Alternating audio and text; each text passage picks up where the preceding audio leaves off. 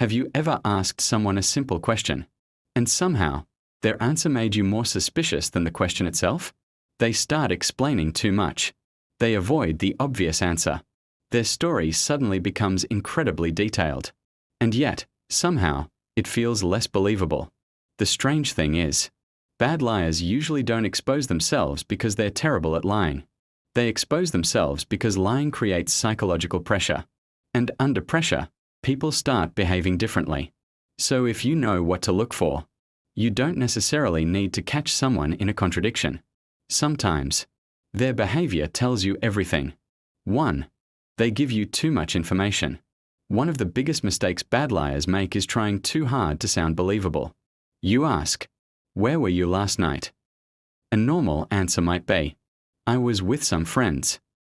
But a nervous liar might say, "I was with James around 8:15, then we went to this place near the mall, but only for about 40 minutes because James wanted to leave, and then we stopped at the shop." Suddenly, you're getting a documentary. Why? Because they're trying to control your perception of the story. They aren't just answering your question. They're trying to convince you. And the more someone feels the need to convince you, the more interesting their behavior becomes. 2. Their story changes when you ask again. Here's where bad liars often become obvious. The first time you ask, they tell you one version. Later, you casually ask again. And suddenly, something is different. Maybe the time changed. Maybe the person they were with changed. Maybe an important detail disappeared. The problem is that truth usually doesn't require constant maintenance. A lie does. A liar has to remember what they said, what you know, what they haven't told you, and what they need to say next. That's a lot for the brain to manage. So when you ask the same question from a different angle, the cracks can appear. 3. They answer the question they wish you asked. This one is subtle. You ask, "Did you talk to her?" They respond, "Why would I even talk to her? You know I don't like her." Notice what happened.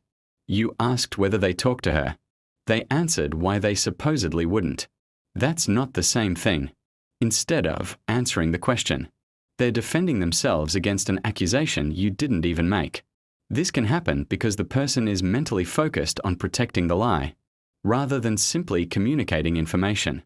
And that's why sometimes the answer itself isn't suspicious. It's the way they avoid the actual question.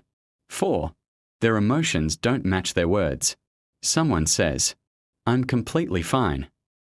But they're suddenly tense. Their voice changes. They're avoiding eye contact. They're speaking much faster than usual. Or they're strangely defensive. This doesn't automatically mean they're lying. And that's important, because nervousness alone is not proof of deception. Someone can be anxious, shy, uncomfortable, or simply afraid of being misunderstood. What matters more is a sudden change from their normal behavior. If someone is normally relaxed, but becomes unusually defensive around one particular question, that's when you pay attention. Not because you've caught them, but because you've found a point of psychological pressure. 5. They start convincing you before you even doubt them. This might be the biggest giveaway. You say, "Okay, I was just asking." And they respond, "I'm telling you, I swear I'm not lying. I would never do that. You have to trust me. I promise you, nothing happened." You never accuse them, yet they're already defending themselves. That's interesting, because sometimes the person isn't reacting to your accusation. They're reacting to their fear that you'll discover the truth. And that's the psychology of a bad liar. The lie itself isn't always what exposes them. The pressure of maintaining the lie is the most important rule. But there's one mistake you should never make. Don't become obsessed with reading body language. Crossed arms don't automatically mean someone is lying. Looking away doesn't automatically mean someone is lying. Fidgeting doesn't automatically mean someone is lying. There is no single behavior that proves deception.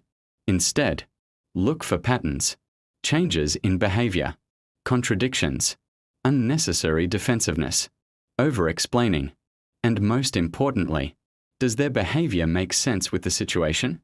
Because one strange behavior means almost nothing, but several unusual behaviors appearing together. That's when the story becomes worth questioning. And here's the uncomfortable part. Sometimes, you already know someone is lying. You just don't want to believe it, because admitting that someone lied to you means accepting that your image of them might have been wrong. So you ignore the strange details. You explain away the contradictions. You give them another chance to make the story make sense. But your mind noticed the inconsistency long before you consciously admitted it. Your intuition isn't always proof, but sometimes it's the first signal that something doesn't add up. If you want to understand the hidden psychological patterns behind everyday human behavior, subscribe to Inside the Mind. Because once you understand how people think, you start noticing what they don't say.